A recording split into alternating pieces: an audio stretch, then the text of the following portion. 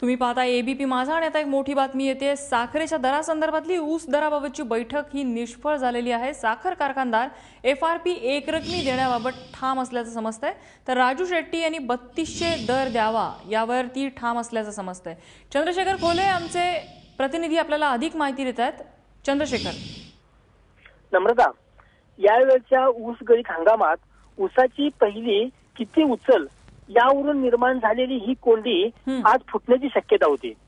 याबाबत आज चर्चेसाठी कोल्हापुरातल्या शासकीय विश्रामगृहामध्ये पालकमंत्री चंद्रकांत दादा पाटील यांच्या अध्यक्षतेखाली आणि स्वाभिमानी शेतकरी संघटना आणि कारखान्यांचे प्रतिनिधी यांच्या समवेत बैठक आज झाली। जवळजवळ 2 ते 2.5 तास यांच्यामध्ये ही बैठक झाली। पहिल्या उचलीचा जोपर्यंत निर्णय होत नाही तोपर्यंत ऊसाचं कांडही तोडून देणार नाही असा इशारा स्वाभिमानी शेतकरी संघटनेने दिला होता। नम्रता, 2 ते 2.5 तास चाललेल्या या बैठकीमध्ये कारखानदारांनी एफआरपी इतकीच रक्कम देतो पहिली उचल म्हणून असं सांगितलंय। गेल्या वर्षी हीच रक्कम 2 हप्त्यामध्ये देण्यात आली होती। 80% पहिला हप्ता दिला होता आणि त्यानंतर 20% दिला होता। यावर्षी त्यांनी एक रकमी ही एफआरपीची रक्कम देतो असं सांगितलंय, परंतु राजू शेट्टींनी ऊस परिषदेमध्ये 3200 रुपये प्रति पहिली उचल द्यावी अशी त्यांनी मागणी केली। चंद्रशेखर, स्वतः राजू शेट्टी आपल्यासोबत आहे, मी तुम्हाला थोडंसं थांबवते। राजू शेट्टीची निष्फळ ठरलेली आजची बैठक, नेमका सूर काय होता साखर कारखानदारांचा आणि काय पटलं नाहीये तुम्हाला? साखर कारखाने एफआरपीवर अडून राहिलेले आहेत।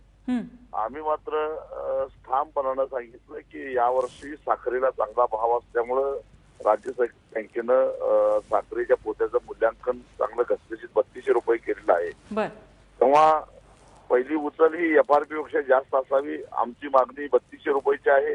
अर्थात त्याच्यामध्ये लवचिकता आणण्याची आमची तयारी आहे, पण कारखाने जर का त्यांची भूमिका सोडून एक पाऊल पुढे येणार नसतील तर चर्चा होणं अशक्य आहे आणि चर्चा पुढे जाणं अशक्य आहे। तेव्हा त्यांनी पुढे यावं आणि शेतकऱ्यांच्या इच्छेप्रमाणे त्याच्या ऊसाला पैसे द्यावेत हीच आमची भूमिका आहे। पण नेमकी मागणी काय आहे शेतकऱ्यांसाठी तुमची या कारखानदारांकडे? त्यांनी पुढे यावं म्हणजे नेमकी काय करावं?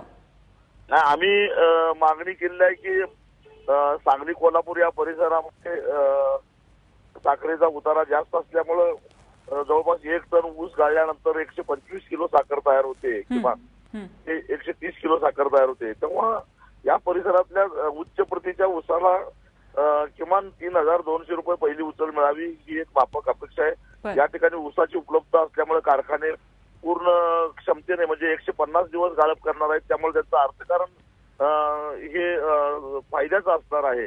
तेव्हा शेतकऱ्यांच्या मागणीप्रमाणे एवढे पैसे मिळावेत। अर्थात जर रिकव्हरी कमी झाली किंवा गाळपाचे दिवस कमी झाले तर हे आकडे बदलू शकतात आणि म्हणून 3200 रुपयाची आमची पहिली उचल आहे, त्यात सुद्धा आम्ही लवचिकता आणायची तयारी दाखवली आहे।